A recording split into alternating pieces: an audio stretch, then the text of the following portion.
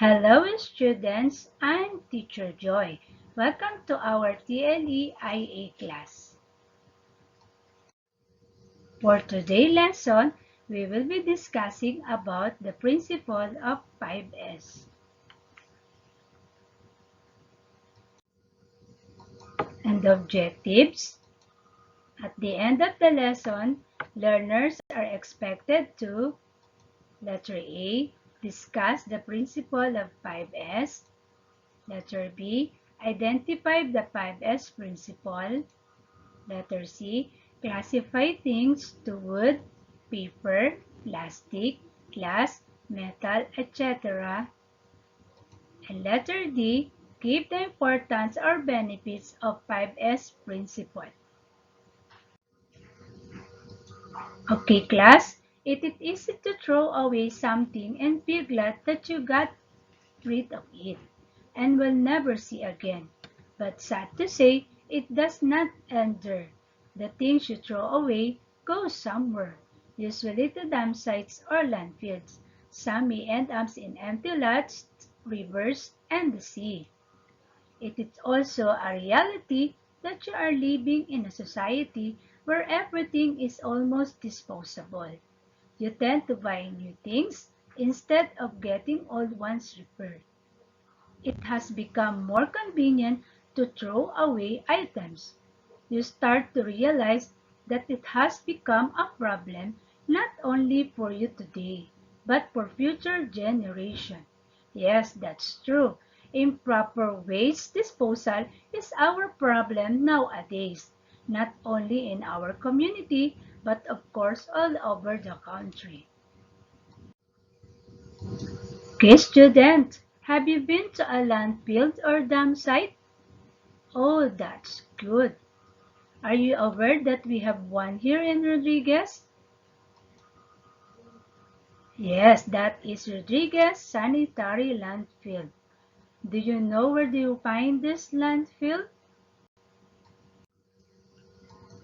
Yes, we found that at Barangay San Isidro, Rodriguez Rizal, with a lot area of 19 hectares or equivalent to 190,000 square meters.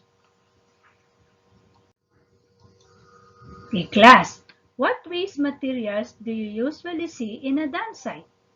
Okay, very good. Are you aware that plastic garbage is one of our biggest problems? Why? Yes, that's true. How does the 5S concept apply to waste management?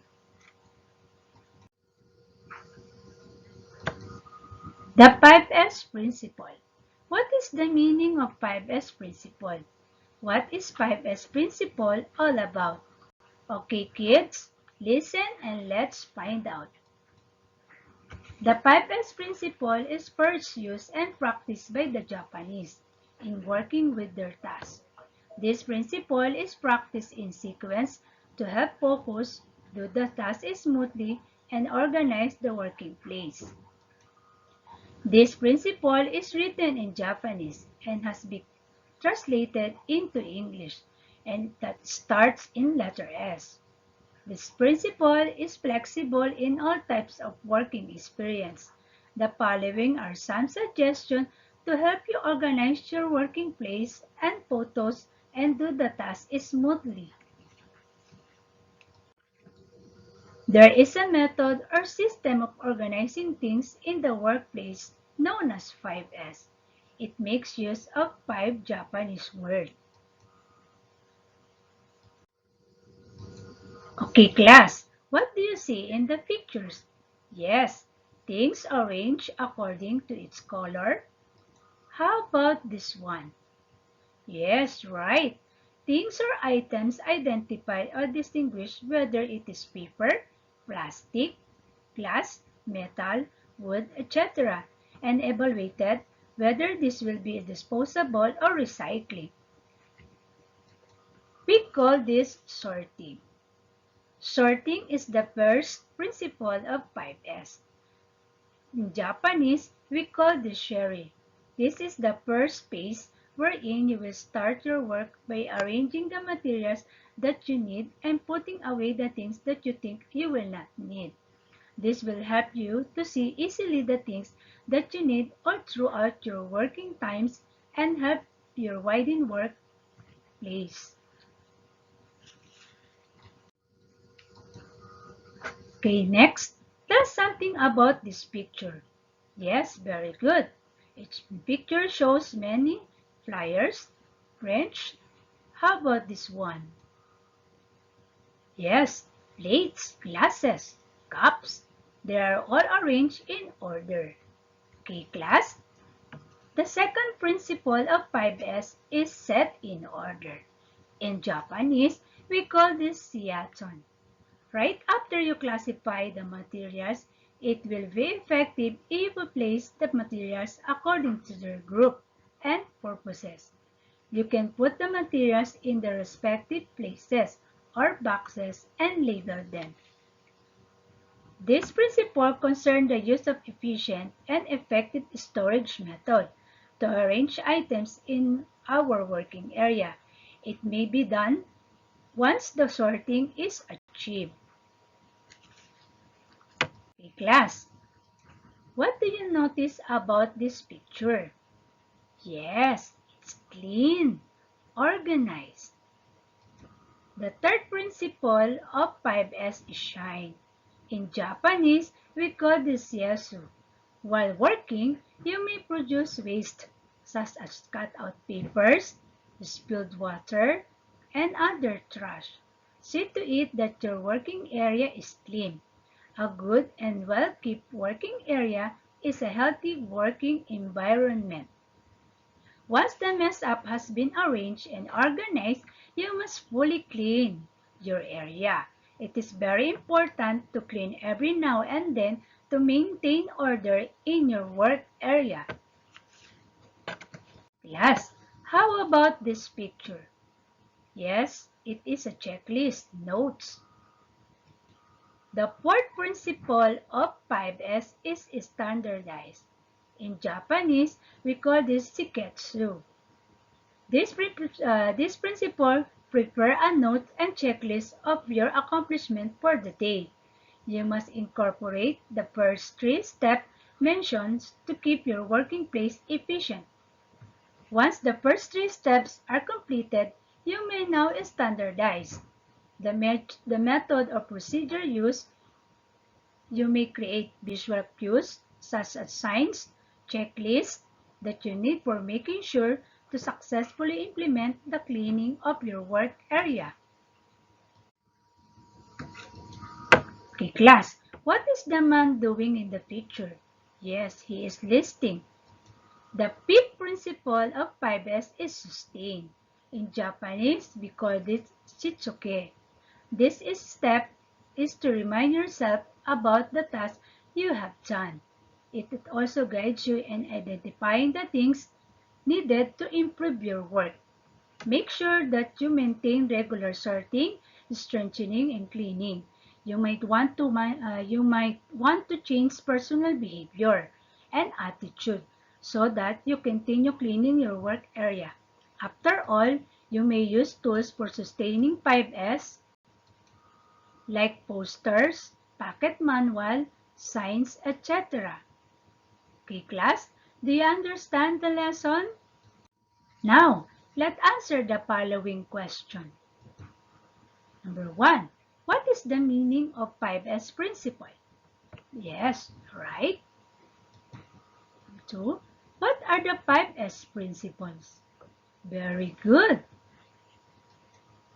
But number 3. What are the 5S principles Japanese? Yes, correct. Exactly. Number 4. What is the purpose of a standardized step? Yes, very good. Number 5. What are the benefits when the 5S principle applied at home, in school, and in the community? Yes, very good. Number 6. How does the 5S concept apply to waste management? Yes, exactly, right. This time, we will have an activity. For learning task 1, complete the following table. Fill in the missing translation of word from the 5S principles. Write it on a clean sheets of paper. For number 1, what is sherry in English? Number 2, what is set in order in Japanese? Number 3, what is yasu in English? And number 4, what is standardizing in Japanese term? And last, what is shitsuke in English? Okay, next proceed to learning task 2. On a one whole sheet of paper, identify which among the 5S is being described in the sentence. Use the jumbled letters as a guide. Number 1, a good and well-kept working area is a healthy working environment. Number 2, this step is to remind yourself about the task you may have done. Number 3, this means putting the materials in the respective place. Number 4, first space, putting away things that you don't need. And number 5, a note and checklist of your accomplishment for the day.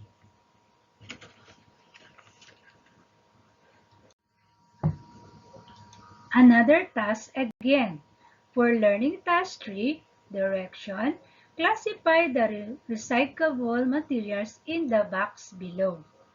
Whether they are made of wood, metal, paper, glass, and plastic.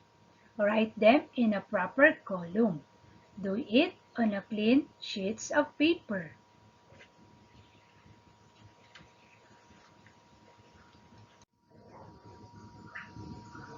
Okay, class, for your engagement activity, learning task 4, make a poster slogan that shows how you can help the environment. Use your coloring materials and Oslo paper. Your output will be evaluated based on the following criteria. Rubric for scoring poster slogan. We have the following criteria. First, contents a message with a percentage of 40%. Next, workmanship with 30%, creativity 20%, and time 10%, with a total of 100%.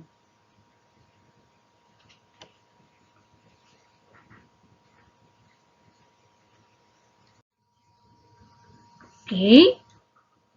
Okay. Now, what have you learned about the principle of 5S? Yes, correct. What are the 5S principle concepts? Yes, very good. Are these important in our everyday life? Explain. Okay, nice answer.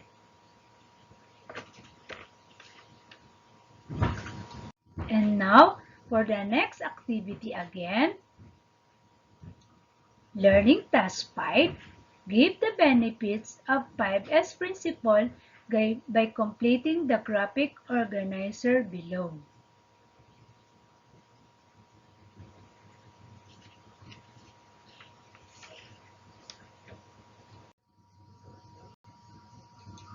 And finally, for your assessment test, answer the following question on your notebook.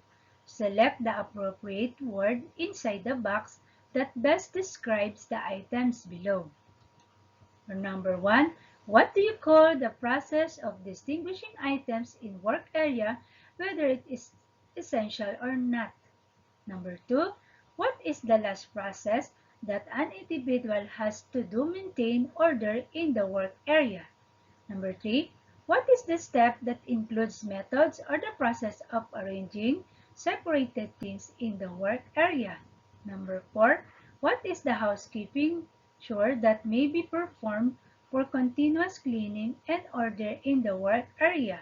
Number 5, what is the part that is concerned with creating personal criteria in achieving order and cleanliness in your work area.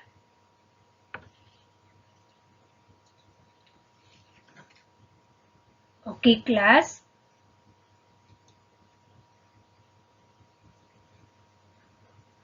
Okay, class, that's the end of our lesson.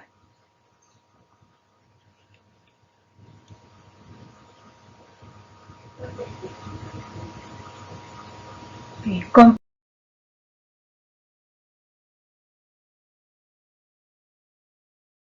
your answer sheets on your portfolio and be ready on the date of submission. Again, I'm Teacher Joy. Thank you and good luck.